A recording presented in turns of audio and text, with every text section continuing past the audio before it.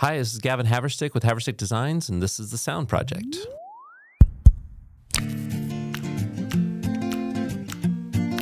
So I'm here today with Andrew Masters. Thanks so much for joining us. Hey, man. Gavin. Thank you so much for having me. Yeah, we're at GearFest Sweetwater 2023, and a lot of people are here. What's been your experience like the last few days? You know, it's been pretty fun. This is my first time coming. I don't know about you, but man, I've been to GearFest, all of the ones they've had since 2001. Like even like back in the Bass I thought Road it was location. a new thing. Well, it used to be just an all in-person event, and like there'd be, I don't know, 20, 30,000 people that would come, and it was they'd set up tents in the parking lot, and all these manufacturers would be there. I would give like a couple seminars on acoustics, like a advanced and then a basic class, and it was super fun. This is just different, you know. Yeah. It's a different vibe, but it's neat to see all the content creators and people that are just excited about music and technology kind of getting together.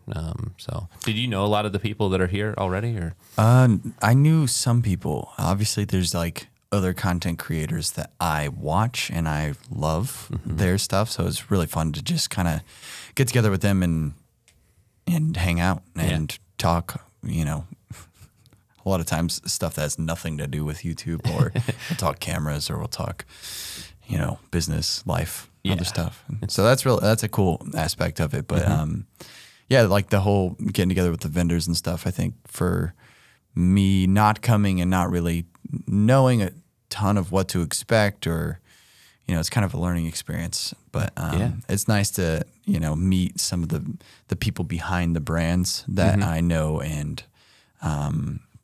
companies that make stuff that I've wanted to try, and be like, shake their hand and be like, oh, let's try this. You know? Yeah. PRS. That's awesome. That's cool. We so we met just last year, maybe something like that. And I'll be honest, like this channel partly is your fault. You know, sorry. Yeah, we started last January, not this January, the January before, and so we design studios, and it's something that we spend so much of our time doing that part, but we had never really toured any of them and showcased them, and your videos were an inspiration for that. Dude, It's a dangerous thing, touring people's studios. Yeah. And then you film it and you put it out, and everyone else has that same dangerous, like, oh, dang it. Yeah. Hold on. Can you give me a link to that? You know? Yeah. Yeah, it's a rabbit hole for sure, but it's been really fun. Like we do studio tours. We've been doing this podcast, and so it's kind of different for us to suddenly be creating content and being in that world, but it's fun. It's like it scratches a different itch of what we do. Like we're doing all these technical, and it is creative as well. But then to suddenly now get a chance to show it off to people and let people interact with it, it's pretty awesome. So how long have you guys been in the studio design business, and did it start specifically with studios? So my background, I was head of engineering at Orlex Acoustics for 8 years before I started my business. So I started this business 14 years ago, and studios is just where we made our name. You know, it's something where in this business, you know, you do a good job for one person, they tell 4 or 5 of their friends, and just kind of snowballs from there. But 70% of our work is studio design, and then 30% churches, performance halls, you know, larger commercial spaces. Work. Yeah. But I got into this because of studios.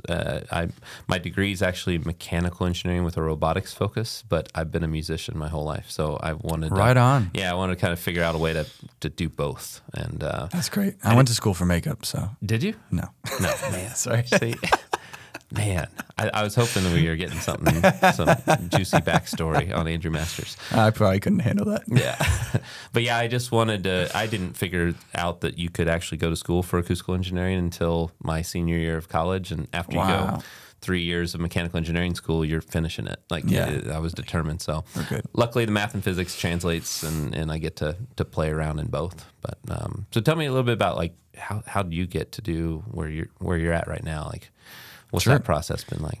Yeah, I grew up around music, playing music. Got drums when I was 7, and a guitar. You know, I've always played instruments, drums and guitar mostly. I've tried some other stuff, but yeah, and it's always been a big part of my life. My mom was like always taking me to concerts, and I was just really, really attached to it. And in little 7th, 8th grade, I figured out how to plug the headphone out of my Digitech pedal into the sound card of my Dell. Yeah. And my friend showed me how to get a. I mean, we found a version of a program to record, and then it was like a Sony something, and that's kind of where the like, oh, you know what, I could record my guitar, we could double it, and then it just sort of slowly turned into a strong interest and desire to learn recording. And I grew up in Central Illinois, so there was like almost no market for paying work. You know, there's like people who have bands and they're just very lazy. You know, they don't care that much about, you know, I eventually in high school, I put up a room. I had a whole backline instruments and amps and stuff, and an 8-channel interface. And I just wanted to get better, but I was like, I don't play every instrument. I don't have all these songs I've written. So people, please come and I'll record you for free. And dude, people are just like, yeah, I just got off work and you know, the game's on. I don't really. They weren't. So that like motivated. no one cared. So I wound up playing and recording like covers and other people's songs just for the sake of getting better at engineering. And then at some point, I think when I was 18, I discovered you could go to recording school, moved out to LA, and did a 6-month trade school at Musicians Institute. And then the day after I graduated, I started working at a commercial studio called East West. So engineering is my background, audio engineering. Yeah, not makeup. Not makeup engineering, yeah, face engineering. But it's still an obsession. It's still a passion. I think it's really fun. I love to get into the weeds, and I also love to just be like, nothing matters. And I have a 6-year-old son, and I've learned from watching him that I'm also 6 years old. And my favorite thing about music and recording and video is whenever I learn something, I just want to show you, like, hey, check this out. Watch what happens when I switch from this lens to this lens, or when we switch this mic to this, or I press this button on the compressor. So I started making videos, and that's like the whole idea is like, you can make one video where you basically just show, you know, the viewer one thing and explain why you would do it, you know, this and that. And I love it. It's another creative muscle for me that is, I have full, complete creative control, and for better, for worse, you know, it's an addicting thing. I'm constantly trying to do more, and the tours was an accident. That was sort of like, I don't know what to make a video on, so let me call my buddy who has a studio, and I'll ask him if I can make a video on him and his studio and how he works. Eventually it started to catch on. It was my wife's idea to do them regularly, because every time I would do it, it would get like 80 views, and I'd be like, the people have spoken. Yeah, they love the tours. 80 views, right? And literally the day or the month that I started posting them each Monday, the first one like took the channel to a whole new level. Wow. And you know, the consistency. Yeah, of doing it's that same. Well, I think it was a little bit of, you know, I drew inspiration from other channels. I know this guy's heard of Peter McKinnon. Peter McKinnon was a huge inspiration for me, and he's in like photography and video. Yeah. So like, I personally don't actually watch content on like pro audio or even really music channels. I don't know why. I just love watching comedy and like other niches. So I draw inspiration from other niches. And then I was like, how can I put that into this? You're now the third person that we've talked to while we've been at GearFest that have said the same thing, that they don't watch the music stuff. It's more so other channels. So. Yeah, I think it's tricky because like if you do that, then there's going to be something in your head that's going to be like, oh, well, I can't do that. Right. Or like, oh man, I should do that. And then you're literally just morphing together into like all making the same stuff. And I know I'm talking for a long time. This is what I do. That's great. When I worked at East West, it was like 6 years of just like A-list clients every single day, every totally different styles of music, genres, and sessions, orchestral, rap, rock, you know. And 80% of the time I had no idea who they were. So it's the same, like, I kind of like to be in the dark. Yeah. You know, which is cool to meet people here and not sort of have like a preconceived notion of what they do or who they are, and I just get to know them as a person. Yeah. And then later I'm like, oh my God, that little girl's like from Nickelodeon or Ariana Grande. I guess I didn't know anything about it.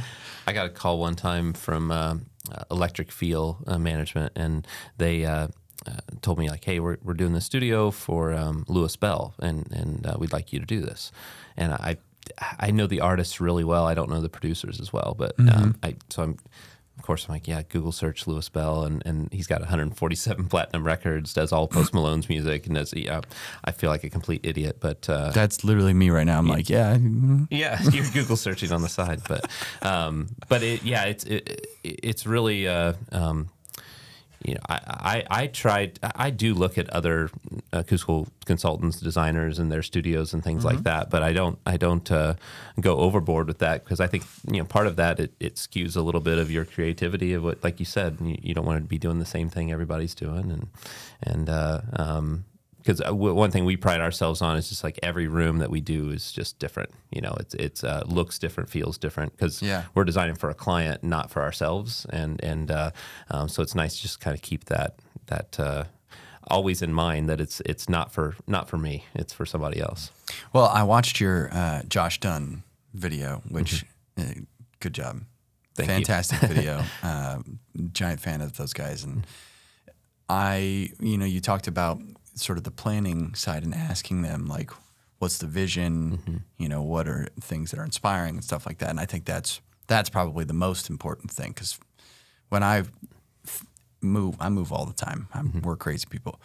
And, I also change my studio around all the time. But the main intention is like, I want to be in a place that is so welcoming, it's so comfortable to be in, and just like is an atmosphere where I don't want to leave this room. Like I stay in here forever. Yeah. And that's for me, like above any, I'll break acoustical rules. I don't care. This needs to be like this. Cause yeah, that's kind of our job in this. And when people hire us is like our mission statement for our business is we create rooms that inspire. Cause it could be the best sounding room in the world, but if someone doesn't want to be in there, then we didn't do our job properly. And so for us, it's like in the background, we're taking care of all the acoustical details, but we're also doing these like 3D photorealistic renderings and showing people, to getting them excited about the look and feel of it. Because if they're going to be in there 10, 12, 14 hours a day, like it needs to be right, at least a pleasing environment to be in. Yeah, it's cool because the technology and the software and stuff has come such a long way from like 15 years ago, right? To where you can have a really solid idea of what it's going to look like. Yeah. Cool. There's been a few times where we've sent renderings and they've shared it with their friends and like, oh, I didn't know you finished it. And it's like, no, it hasn't started yet. It's just, it's this is the dream. I pulled this out of my brain. Yeah, it's a really fun thing too, because it's a collaboration. It's a really iterative process. We send a first round of renderings, and then they give us feedback. And sometimes, like we just did one recently for we're working with Scott from the Suicide Boys, and for his studio, we sent over one rendering, and they just said we love it. And it was done. Other times it's 10, 15, iterations of it. And but we love doing it just because we don't want to stop until that client is like, "Yep, that's my dream. Like I want to do that." Yeah. Have you experienced like doing a design for someone, they build it out, and then like 6 months later they're like, I love the studio, but I had this other idea, and you go back and go, "Can we change this?" Sure. And we do a lot of stretch fabric systems with our, I think you did that in your room as well. what's great about that is it's just taking fabric out and tucking new fabric in. Like if they want to change a style or a color or what have you. But a lot of things that we're seeing right now is that people we've done rooms for, now they want to convert it to Atmos, and that's a whole nother design consideration. And what's that? I don't know. I don't really know what it is. I've heard it around. It's a great here. Game room setup. I think is what it is. Yeah. So it's a conversation on like so many of our jobs these days, and like even if they're not doing it right now, they're just running conduit in case they want to do it later. And so we'll kind of see how that goes. But we're working on probably 10 to 15 Atmos rooms right now, and holy cow, yeah, it's a lot. People are doing it. Are you thinking that route at all? No, not at all. No, 2 speakers. Two speakers. Maybe 2 subs. Probably just 2 speakers. Okay. In the next room, it might be cool to have like some near fields and then some bigger. Yeah, soft mount or something. Maybe not soft mount, but further speakers. Yeah. I don't know. We'll see. My wife and I take Mondays every week to like sort of dream, like what's the next move? Is the studio going to be in the house we built from scratch, or do we get like our favorite house and then I get a building, right? And we do like a community thing, and that's my dream. So in that scenario, who knows, man? Yeah. I at this point, every year is so drastically different than what I thought it was going to be. I'm nearly just given up trying to guess, and I just try to plan and and come up with as many ideas so I can not rush. Because sometimes life, you're like, we got to move in like 2 weeks. Let's find a spot and just make it work, know. And I think if we can think ahead far enough and really consider a lot of different things, then it might go better this time. Having a studio outside of the house, well, how are you at leaving work at work with the studio being in your home? Well, actually, so I have my studio in my house now. It's a small house. It's like 1,400 square feet. The studio's up above the garage. We homeschool. My wife, stay-at-home mom, and works from home, so it's like we're all home all the time. Yeah. I get up very early, and I work usually from like 4 a.m. until 2 p.m.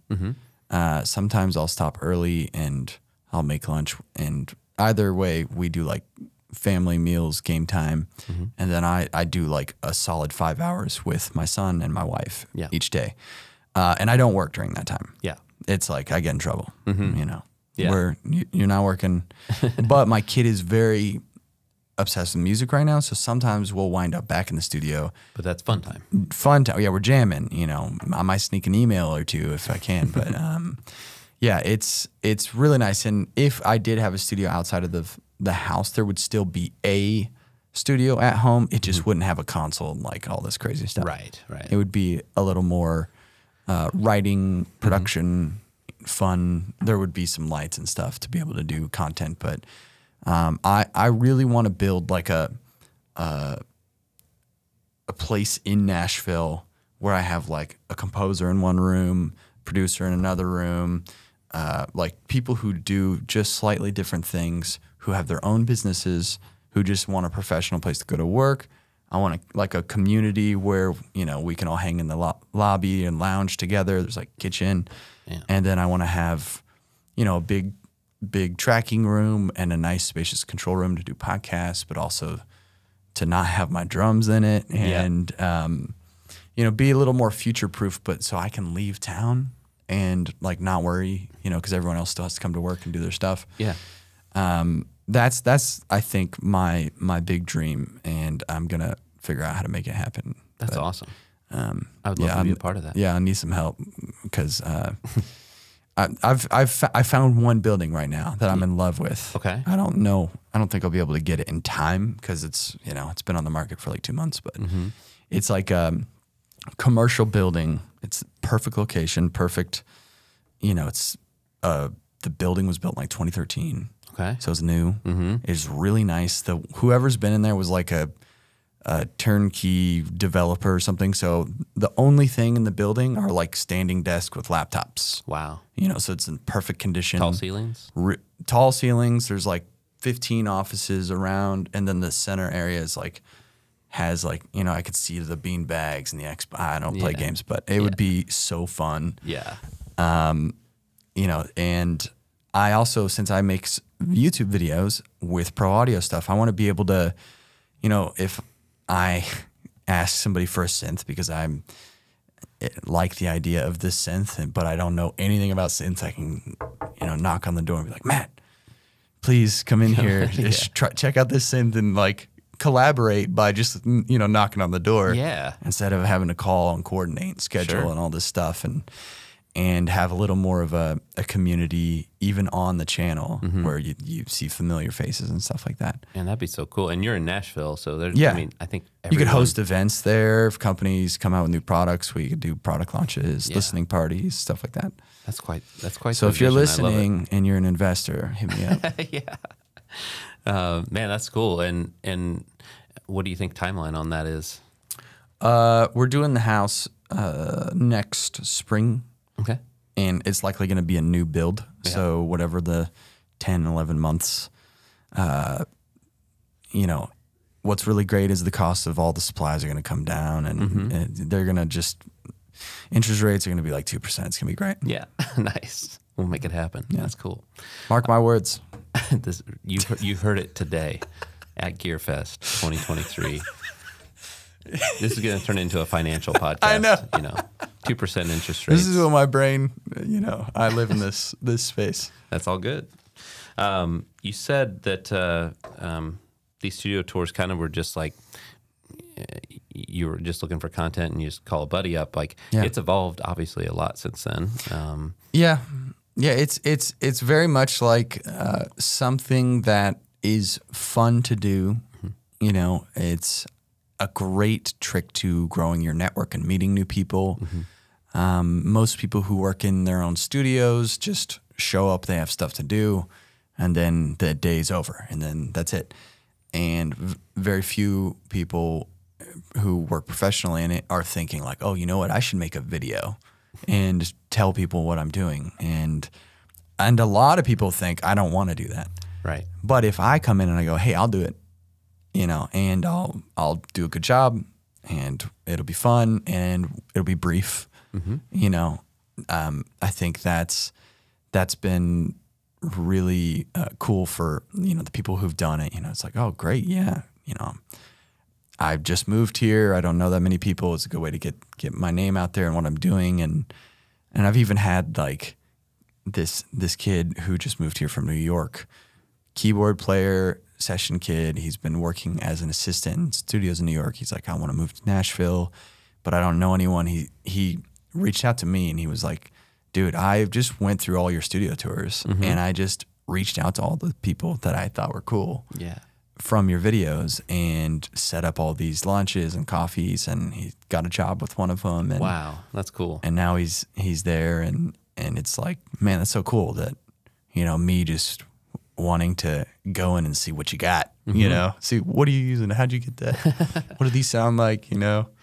It's crazy the reach that some of the videos have, like even some that we have done. I've gotten calls from people in Johannesburg and Philippines, and just people are just like, hey, will you design remotely? And yeah, of course we do that all the time. And just for putting out a video, it's crazy what the opportunities can be. I know. I would love to talk a lot more and encourage other people to put themselves out there, because in that first year, like the first year where people started to watch was 2020, and I started getting messages on Instagram from, you know, people I didn't know, and it was I would screenshot them, and I had like a folder of all these because they were so like nice, and they were like very encouraging, and they're like basically all the exact same person. You know, it's like, I'm a drummer. I'm trying to figure out how to record at home. I'm thinking about starting a YouTube channel. I want to do remote sessions. And I would show my wife, because it would be Japan, it would be Brazil, it would be like Germany, just all over the place. And when I was showing my wife, I was like flipping through. I was like, isn't this crazy? I can't believe like people have seen these videos. And she's like, look how they all start. and I noticed every single message started with, "Hey, dude." Yeah, that's the language. Hey, dude, I love your channel. Right. That's so awesome. I mean, and with the studio tours that you do, I'm guessing that when you started, you were probably doing most of the reaching out, but I'm guessing you get requests all the time now to come and tour their space, right? Yeah. It was kind of just like, who do I know? And I didn't know that many people, so it was kind of tricky. And when I would meet someone, you know, it's you just got to kind of get comfortable just being like, hey, I do this thing. You want to do it?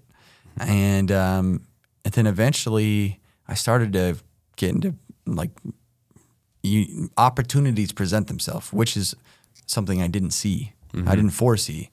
And when that started to happen, you know, I just started to get to, you know, I did one with Ray Parker Jr. and I was like, what? Yeah. And I did with Bob Clearmount and I was like, what? We got, I was with a friend, Steve, and he was like, hey, Bob Clearmountain's throwing a party at his house. He's like, we should go. And I was like, what?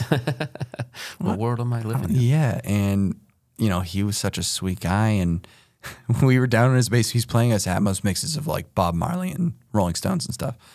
And he was talking to me and he was like, you know, you ever think like, I don't like anyone, if we did a video of like this place, like anyone would want to see that? I was like, yeah. What? Tens and tens of people would yeah, want I to see think that. so, Bob. Oh my gosh. That's of course. awesome. This is amazing. That's so cool. You know, with us and some of the new clients that we have, it's neat that we haven't even started the design of their space yet, but they're talking about how they're excited for the video that they're going to get out of it, you know, and Yeah. be able to show people what's going on with it. So it's neat. It's nice to have for me, because I don't know, 9 years of the business, it was just me. Like I did every part of it. And then now I have 6 others that are employees. So I have like some bandwidth to be able to think about these things. And like before I was just scrambling around going, man, I just got to move to the next job and get this part done. I need to get the construction plans done. And I wasn't even thinking about posting on Instagram, let alone doing a video of something. So well, kudos to you. I think it's very smart that you're making content. I think it's a giant blind spot for most small companies. And, you know, like you said, a lot of times it's because they're like, dude, I don't have time. Yeah. Or I don't have anyone to do it, or, you know, I don't have time to find someone to do it or whatever, but it's worth it. And I think it's often simpler than you think. You know, I think a lot of companies perhaps maybe overthink it. And there's this guy, Patty Galloway, who anyone who's ever thought about starting a YouTube channel knows who he is. And he was talking about, he gives advice to companies on doing this. And he said, I think you have to try to not be like down with the kids. Like don't try to emulate what other YouTube content creators are doing, but like maybe like show more of the personal side of the company. Like, here's our designing process. We've got this client. Here's a day as a studio designer, like, or, you know, just with you or whatever. Here's a day as an engineer at Google, or here's, you know, this, and then by putting that video out, it's like everyone who's looking to get into that is gonna flood to you and be like, oh my gosh, I've always wanted to do this. I love doing this. And it's like it's a great way to find new talent and grow the company while also making content that's probably like broadly interesting to a broader audience. Sure. I struggle with that too, because like the tours and, you know, the stuff I post are for the most part just getting spikes of just returning viewers. It's all the same people watching it. And I'm like, man, I want to make some stuff that can break through that and reach some new viewers. And that's like the fun challenge of making content. Yeah, we're really early on in things where, you know, I think we have about 1,900 subscribers right now on YouTube. Nice, Not dude. very many, but we're working on it. But the people that are watching it are really resonating with it, and like most of our referrals are coming from YouTube now. Like they found us on YouTube in some way, and it's nice for me to just get out of my own way when it comes to that, because with Instagram and all the content that we were putting out before, I would have to, it's got to be this perfect post. Like everything has to be right. The picture, because I'm going on site a lot of times and I just I wasn't even thinking about making any sort of shareable content because but the things I was witnessing were very interesting that people probably would want to see, like the framing of a studio or whatever. Yeah. But I just, wasn't even in that mindset, but now it's like top of mind all the time. Or like walking into, here's what it is. We know what we want it to be, and here's how we're kind of like thinking of transitioning it into that, you know, like the first steps or why and stuff like that. I think that would be, videos like that would do huge because there's a bunch of, most people think I could just do it myself, but I just need you to show me. Yeah. Just show me what to do and I can do it myself. Yeah. And then they'll start and they'll be like, man, let me call this guy. Yeah. We're trying to do more of that where it's, right now, a lot of the studio tours we're doing are finished spaces, and we have old photos of the construction and things like that. But we're playing a little catch up of going to spaces that are already done and showcasing them. But the new projects that we're starting, we're trying to get that the whole story. process, get the whole process. Yeah, the story of that is huge. That's cool. You did a great job with Josh's video telling that story, sort of from the beginning to the end. Yeah, it's. I think people, we throw in things about these bass traps or these diffusers or what have you, but people care more about like why did he decide to move to Columbus and put a studio in his basement? Like that's a bigger story. And most of our clients, we become friends with them like while we're working on these projects together, and that's the part that I'm excited about. I don't care as much about the design at that point. It's just the dream of getting to that point. It's funny when you mention the bass traps and stuff like that. I think as, the designer, you understand the value of those details and things like that. But I think today on the internet, on YouTube specifically, you almost don't even need to get into that. You could just like show before and after, tell the story, explain like, here's the purpose of this room. This is what it does it really well. You can give like some of it. Like even when I do the tours, I'll ask a little bit of like, what's behind here? Yeah. Was there a wall or did you add this or change that? Like structural stuff is pretty interesting, but I think funny enough, like people just will assume like, oh dude, I should just go with him. They got it. Like, I've never even thought about that. Watching your videos, I'm just like, oh, I just need to use Gavin. Yeah. I think that is, and I think part of me just wants to explain it because there was so much effort that went into it, and I think a lot of people don't care so much. They're just like, well, we know we're hiring Haverstick Designs because that's what they do, and then I don't have to think about it. Right. Yeah. But what preamps do you got? What color is the fabric? Like that's the big thing. So, but it's super fun. I mean, I love what I do. It's being a little part of people's world and being able to create spaces that they're gonna love for many years. Like that's a joy for me.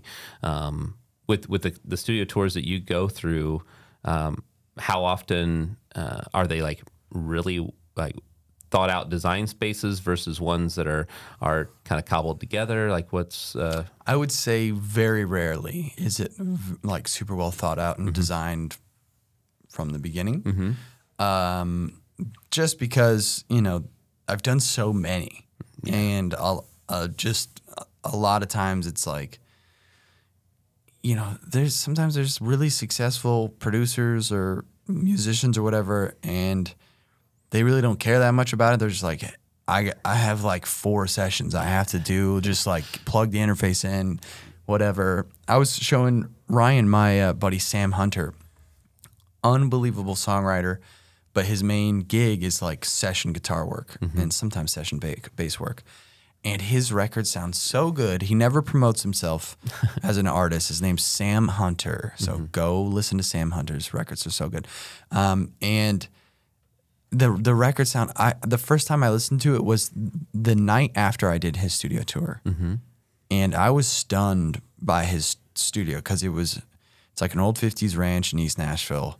And it's in like one part of the basement that's like partially finished. Yeah. it's not new finished. It's like 50s finished, you know?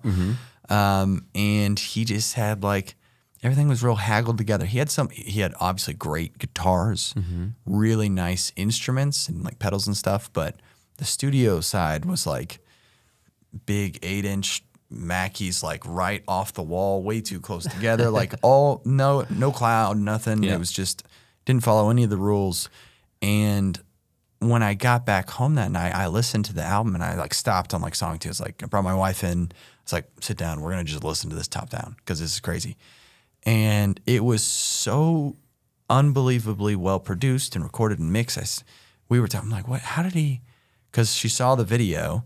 She's like, well, clearly they went to, I'm like, they went to Blackbird. Had all these session people come in, and she's like, yeah, he must have like experience in like musicals and all this stuff. And I'm texting him, asking him, and he's like, oh, that's so nice. He's like, no, I just did it here. I was like, what? What do you mean? Well, like, what piano is it? He's like, it's a Logic piano. I'm like, oh, no way, bro. Oh my God. And yeah, he did the whole thing. You know, he used like I think it was like a blue Spark or something, like some cheap blue, and it had like gaffer tape over the capsule because the capsule's broken, and it's just like sometimes there's guys like that who, or you know, they just use whatever they have, however it is, and they're really talented. Yeah. And then sometimes there's other people who have had 10 years of work and they're like, I want a beautiful space where I can just come in and do some music for video games or music for sync or whatever.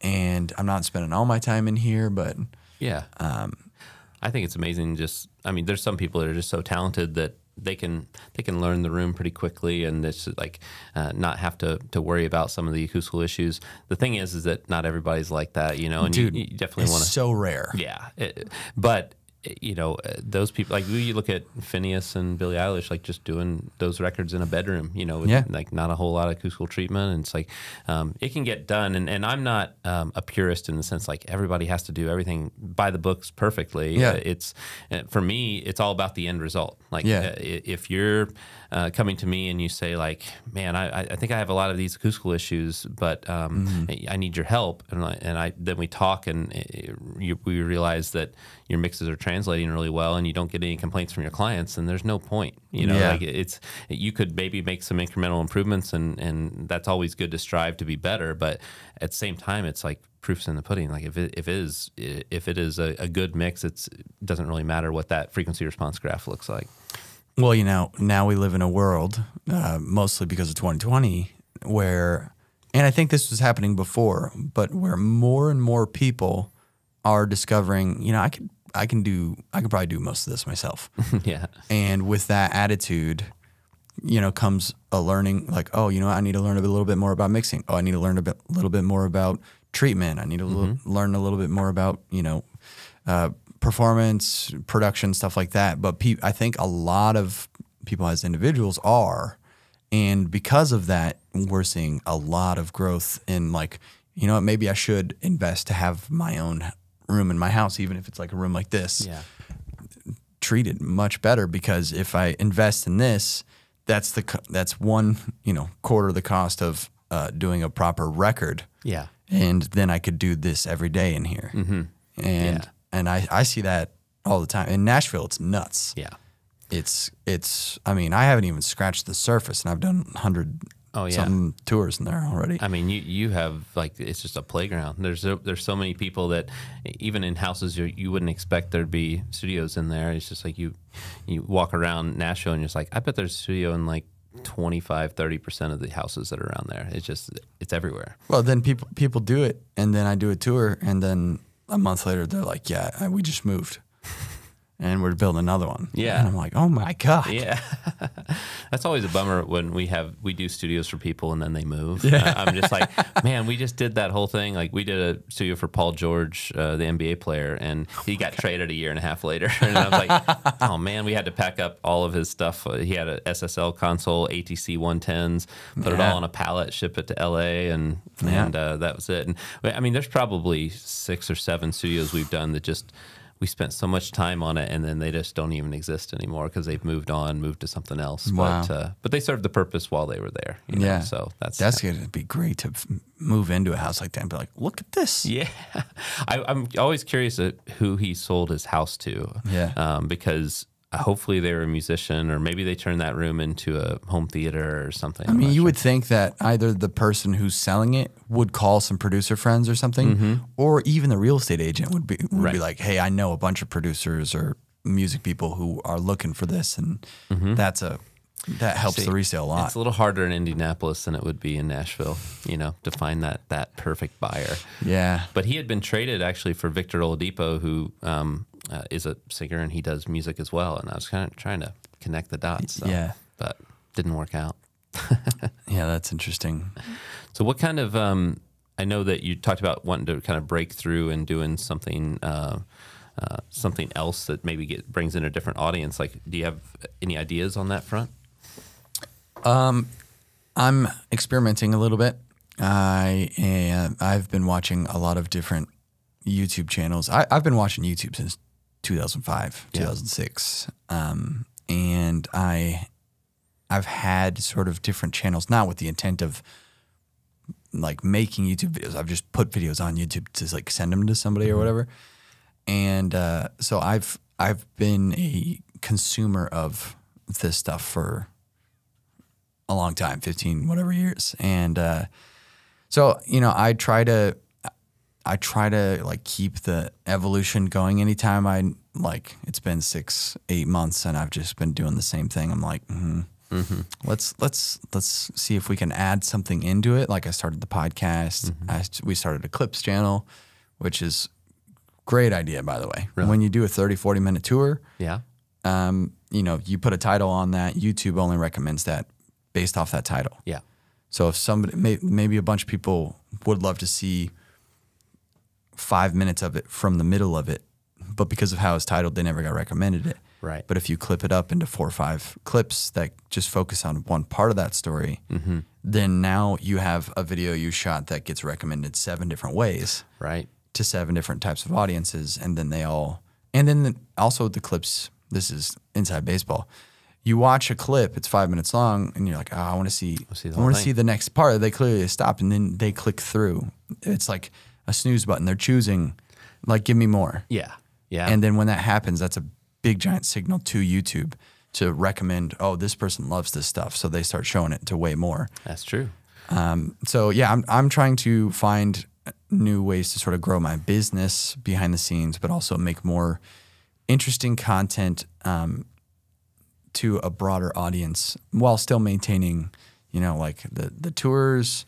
I love like product stuff. I always try to find like a fun way to try or use a product, and then I'm trying like more vlog stuff. I'm calling it vlog because I don't really know what it is, but like more idea-based, story-based videos that show sort of the behind the scenes of how we're doing this thing. You know, you can kind of see us like in the car and like show up on site and be like, okay, I don't know what this guy Gavin's going to be like, but we'll find out. You know?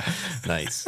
I want to see the one for this one. That's really cool. I mean, like I said, we're kind of in the infancy stage of the YouTube channel, and always looking for ways to get more eyeballs on what we're doing, and it's definitely growing.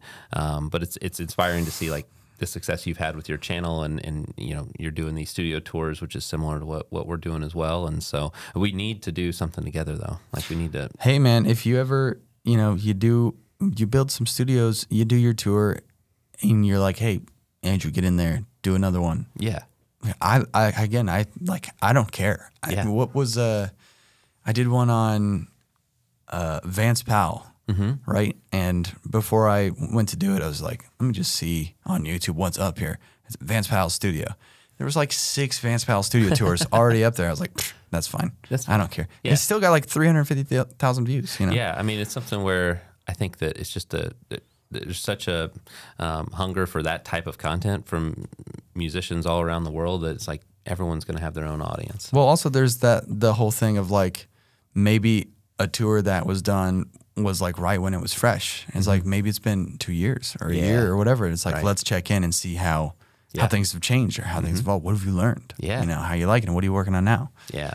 And it's funny, you know, like I make these videos, so I naturally, my algorithm recommends everyone else's studio tours that they make. Yeah. And I'll get, you know, right at the top of my feed will be a studio tour, epic home studio tour from a channel that has like 6 subscribers. Yeah. And I'll click on it and I'll be like, all right, let's see it, you know. Yeah. And I'll watch it, I'll comment, and you know, I think I just love everything about it. So when I look at our metrics, it's always like your viewers also watched Andrew Masters' videos. Yeah. Like, it's like the top one every time. So, yeah. I think there's a lot of parallels there. Good thumbnails, you know, you make good looking rooms, so that's easy. Yeah, it's fun. Definitely a lot of fun. Something, can I give you some feedback? I love it. Yeah. I would love to see more walkthroughs. I know it's probably going to be a little bit of a rub with this guy because he's such a professional with how he shoots it. Yeah. And I'm such a, I don't care. Let's walk around. It'll be underexposed, overexposed sometimes. But like actually just walking through the space and like seeing like, you know, as me sitting in my house, like I get the luxury to walk down the stairs of this person's home. Yeah. And then look around and see like, oh, this is how it's laid out or whatever, instead of just like beautiful B-roll shots. Yeah.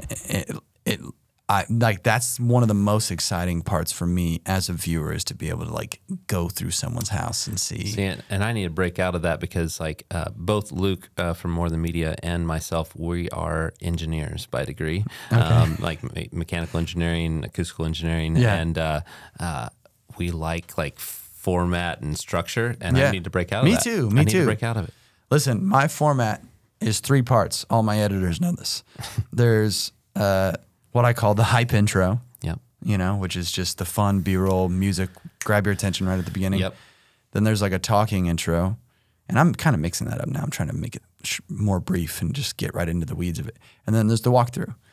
And the walkthrough is like you can go about that a bunch of different ways. Maybe it's like, hey, we're in the control room, and you can set up for the control room shot, you know, and you're standing there and you're kind of pointing around and this and that, and then you can do like, all right, let's go out in the live room, and then you start to walk, and then you go, all right, let's cut, and let's move into the live room, get it set up or whatever, and do that. But you still at least feel like there's a little more of an experience of physically being there and walking through and stuff like that. But yeah, there's a little bit of magic with the editing and the stuff like that.